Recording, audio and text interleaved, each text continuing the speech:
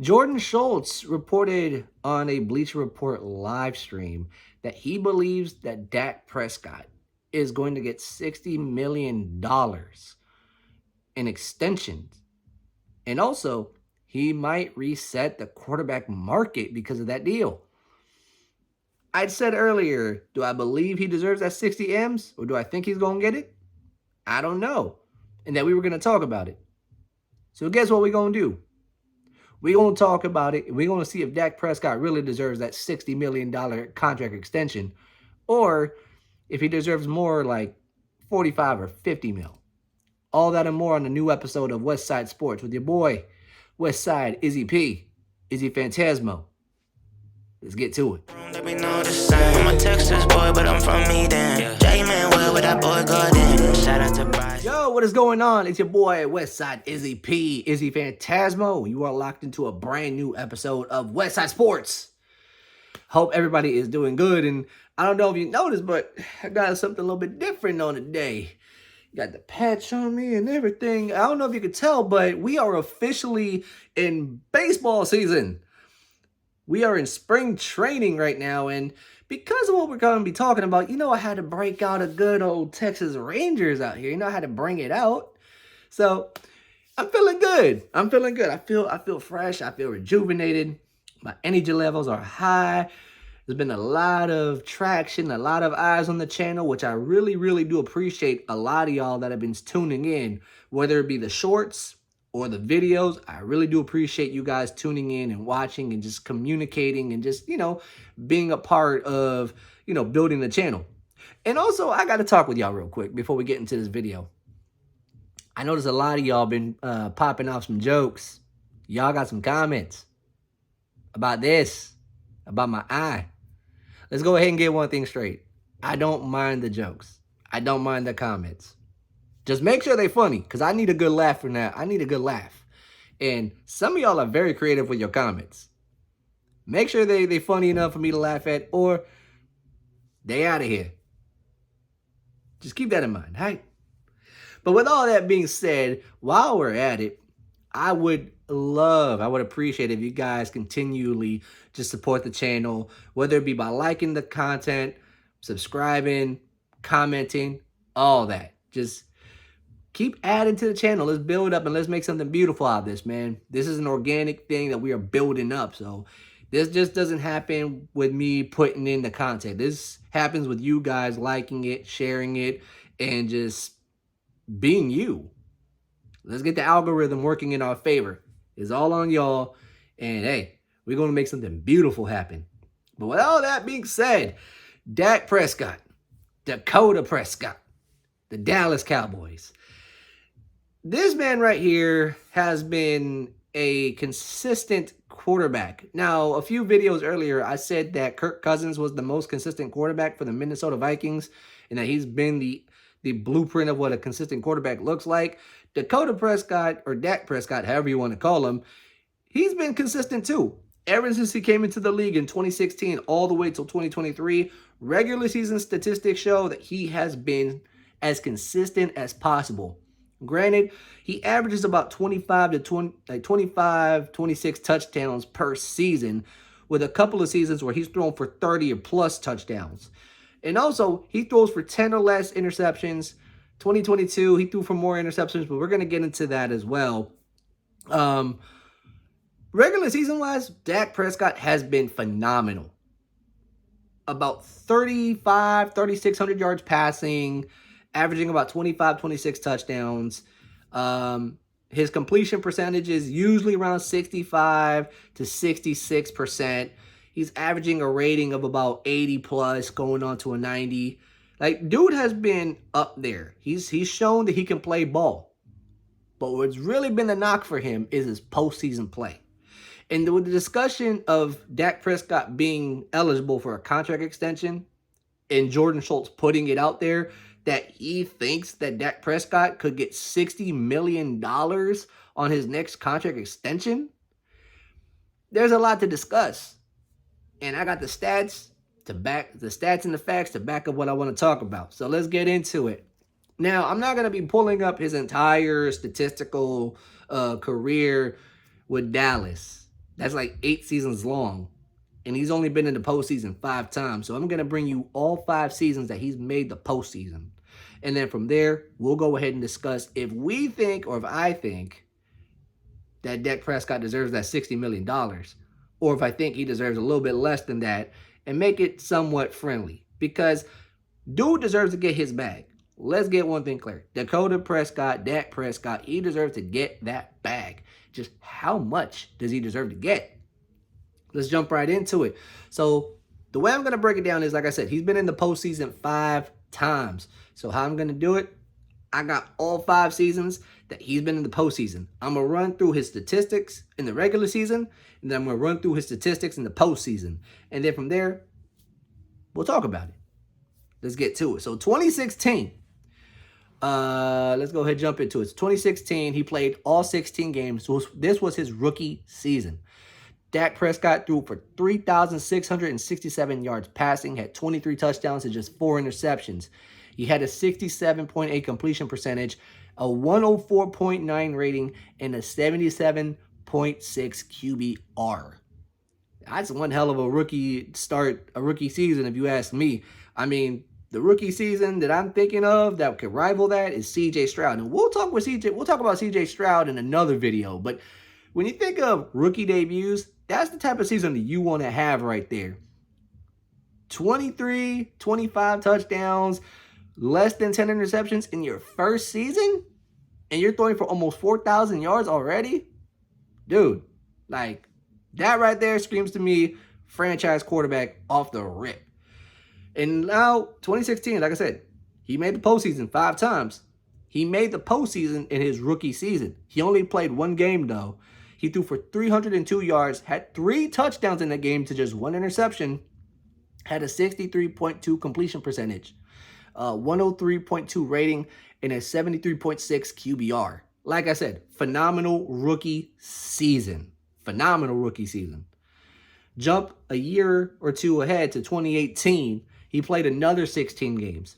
He throws for 3,885 passing yards, 22 touchdowns to just 8 interceptions, a 67.7 completion percentage, a 96.9 rating, and a 55.2 QBR. Now, this season, again, he made the postseason as well. He played in 2 games this time. And foreshadowing here, there's a pattern. So pay attention. So in the 2 games that he played in the postseason in 2018, 492 yards passing, 2 touchdowns to just 1 interception, a 64.6 completion percentage, a 91.3 rating, and a 76.5 QBR to end that part of his season. And again, like, it was a pretty decent season, 22 touchdowns, 8 interceptions. Didn't really touch the lengths of like what his rookie season did, but still, less than 10 interceptions, more than 20 touchdowns, we'll take it. Now, 2021, 2022, and 2023, he made the postseason in all 3 seasons. And again, like I said, there's a pattern here, so keep following up. In 2021, he played in all 16 games. He throws for 4,449 yards in this season, 37 touchdowns to just 10 interceptions, a completion percentage of 68.8%, a 104.2 rating, and a QBR of 60.5. He would end up playing in only 1 game in the postseason in 2021. He threw for 254 yards passing, 1 touchdown and 1 interception, a 53.5 completion percentage, a 69.3 rating, and a 32.4 QBR. Not the best performance that you want to have in the postseason, but then again, though, overall was one of his best seasons. I mean, regular season-wise, he had 37 touchdowns to just 10 interceptions, and he nearly threw for 4,500 yards. That's MVP numbers, if you ask me. In 2022, though, he would take a bit of a dip, and he got injured, so he wasn't playing in all 17 games. He actually missed 5 games. He played only 12. He only threw for 2,860 yards. He had a 23 touchdown to 15 interception ratio. He had 66.2 completion percentage. He had a 91.1 rating, and he had a 59.9 QBR. Now, in the span of the 2 games he played in the postseason in 2022, 511 yards passing, 5 touchdowns to just 2 interceptions, a 68.6 completion percentage, a 101.5 rating, and an 83.1 QBR. Now this season right here, one of his best, I wouldn't say one of his best seasons because like I did say, he got cut short due to injury, but postseason appearance-wise, one of his best performances around. Unfortunately, though, we know how that 2022 postseason ended. The infamous Ezekiel Elliott playing center and that weird check down at half field and midfield to end the game against San Francisco. Not the best play call to end the game, especially when you needed a score to either tie the game or to take the lead and win it. I don't remember if they needed to tie that game or if they needed to win it. I didn't check the box score, but I do know that ending play was questionable to say the least. And it wasn't a highlight. It wasn't a highlight for Dallas Cowboys fans at all and whatnot. And trust me, I didn't know how Dallas could come back from that one. Well, they came back from it the following year, and let's just say it didn't. And I don't know if the game in San Francisco was bad or the game that they hosted versus Green Bay was bad. I don't know how to even put the two together, but we'll talk about it. We'll talk about it. I'm sorry, I'm tracking. 2023, he plays all 17 games. And this is the MVP season that everybody was talking about. This is the year that Dak Prescott, this past season, that Dak Prescott supposedly made his name known as an MVP candidate. And we all know where the MVP award went to. We all know who got that one. But let's take a look at this MVP season for Dak Prescott and see how he fared. So in the 17 games that he played, 4,516 yards passing, which was third in the NFL. He threw for 36 touchdowns to just 9 interceptions, and that 36 touchdowns he threw for was first in the NFL. He had a 69.5 completion percentage. He had a 105.9 rating, and he had a 72.7 QBR, which was second in the league. So he was top 10 in yards passing, top 10 in touchdowns thrown, and top 10 in QBR. Those numbers right there, like I said, MVP worthy numbers. And his play was phenomenal. And remember, in 2022, he threw for 15 interceptions in the year that he got hurt. And there was a lot of talk about like, oh, Dak Prescott is a turnover machine. And even Dak came out and said, look, I'm going to throw less than 10 interceptions my next season. And everybody was looking at him like, can he do it? He did it. 36 touchdowns to 9 interceptions. He said he was going to throw less than 10, and he did just that. But now, going to the postseason, the wild card game versus Green Bay. 16-0 at home in Dallas. And the numbers I'm about to read to you, they're impressive, but a majority of these numbers is nothing but garbage time numbers. And I'll tell you why. So in the one game that they played in the postseason, 403 yards passing, 3 touchdowns to 2 interceptions, a 68.3 completion percentage, an 89.8 rating, and a 42.9 QBR. Now, like I said, some pretty decent numbers here in the postseason, but let's go ahead and rip the Band-Aid off one more time. The Dallas Cowboys were 16-0 at home. They were hosting the number 7 seed Green Bay Packers, a team that on paper, they should have won. They should have handled Green Bay with ease. But Green Bay would end up going on a 28-0 run to end the half, and they would end up winning the game 47 or 49 to 32. And a lot of the numbers that I read, the 403, the 3 touchdowns, the 2 interceptions, that completion percentage and all that, a lot of those numbers, you could say were inflated because Dak Prescott was pretty much playing from behind the entire game, and he was just chucking the ball wherever he could. And the 2 interceptions, one of them was a pretty clean pick off by Jair Alexander. The other one, the more crucial one, was a pick 6 that just was a bad ball thrown to Dalton Schultz. Or not Dalton Schultz. Yeah, Dalton Schultz. I believe it was. I don't remember who it was, but all I know is it was a bad ball that went the other way. And it just seemed like the energy, not only in Dallas for the fan base, but for the team, was just deflated itself. And it was one of those games that you had to laugh because like you couldn't believe what you were watching, but also you were just shocked because you couldn't believe what you were watching. A team like the Dallas Cowboys, who had, I believe, won the NFC East, they ended up blowing it big time in Dallas. And Dak, for as much as you could say about Dak Prescott, he played the best that he could. It just looked like it was too little too late to begin with. And again, the numbers that you see there, you can say they're inflated. You can say they're garbage time numbers, but the numbers are what they are. But I don't know if you caught the pattern that I was talking about.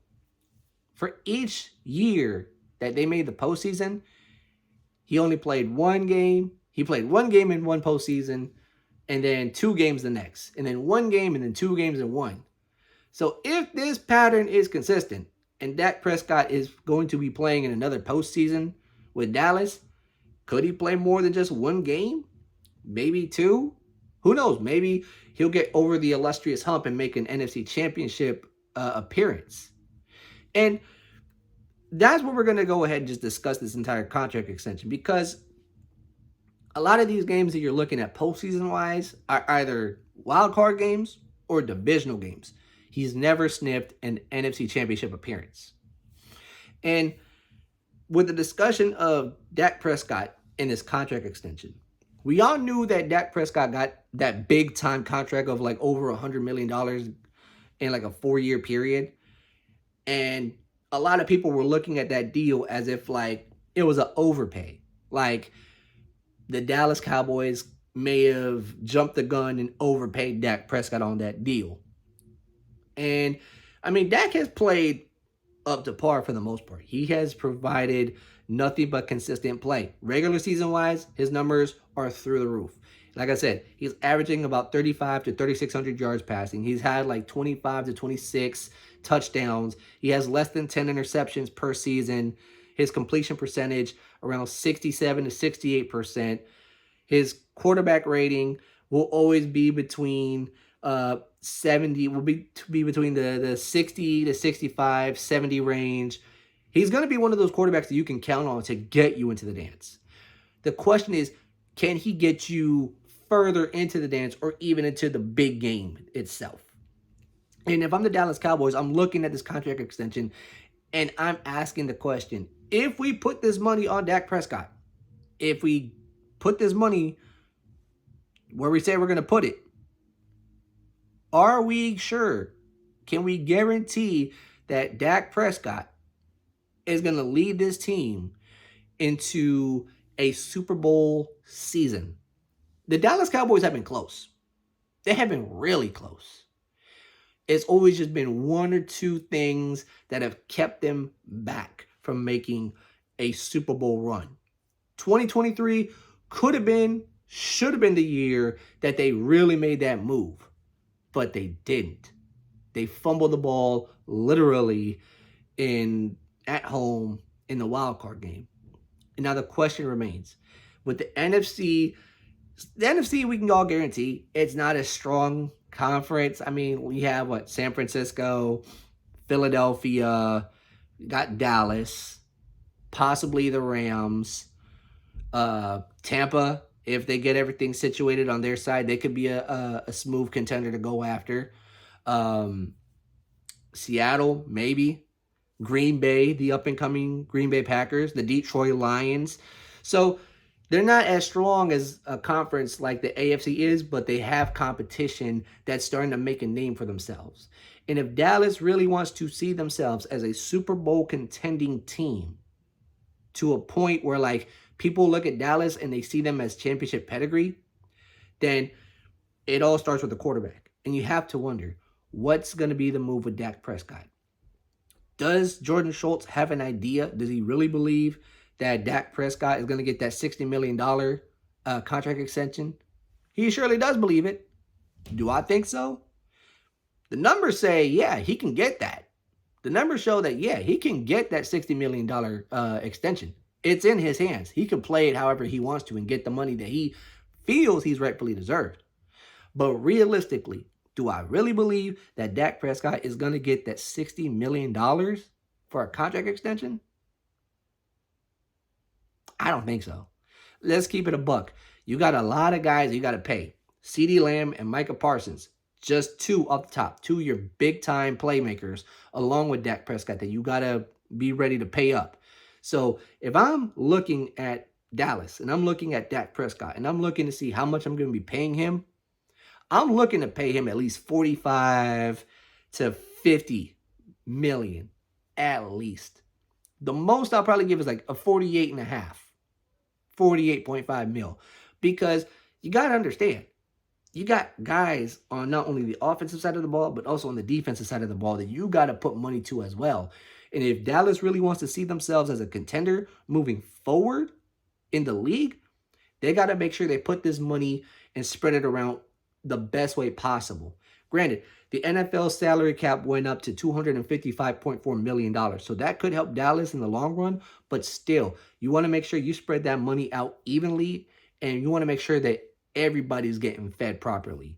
So if I'm Dak Prescott, yeah, do I want that money? Of course, I want to get that 60 M's. But I also want to be realistic. I'm probably getting 48.5, 49 mil at most. Because you don't want to lose guys like Micah Parsons and CeeDee Lamb within a year or two. Because let's say they give Dallas decides to give Dak Prescott that 60 M's. What happens with CeeDee Lamb and Micah a year or two down the line? Both of them boys are going to be up for contract extensions soon enough. So do they really want to try and play chicken with contract extensions with both of those guys moving down the line, possibly at the same time? Or do they want to try and mitigate any of those type of talks to begin with and be like, all right, Dak, you're going to get like 48.5 because we want to keep everybody on this team and we really want to make a run and we feel like you're the guy to do it. If I'm Dallas, that's what I'm looking at right there. That's practically what I'm looking at when it comes to the contract talks and Dak Prescott as a whole. But that's what I think. Let me know what y'all think down below. What do y'all think about Dallas and Dak Prescott? Do you think Dallas is going to give Dak Prescott that $60 million extension? Do you think Dak's going to get it? Or do you think Dak is going to get something around the lines of that $48.5 to $50 million deal that could help, spread the love and keep everybody together in Dallas? Or do you think that guys like CeeDee Lamb and Micah Parsons could be on the move, give it a year or two? Let me know what y'all think down in the comment section below. And I want to, for real, I want to know what y'all guys think about this entire situation. Because, again, this is just speculation. Jordan Schultz put it out there. I wanted to get it out there as well and just put my thoughts on it. But with all that being said, man, it's your boy, Westside Izzy P, Izzy Phantasmo. This has been another episode of Westside Sports.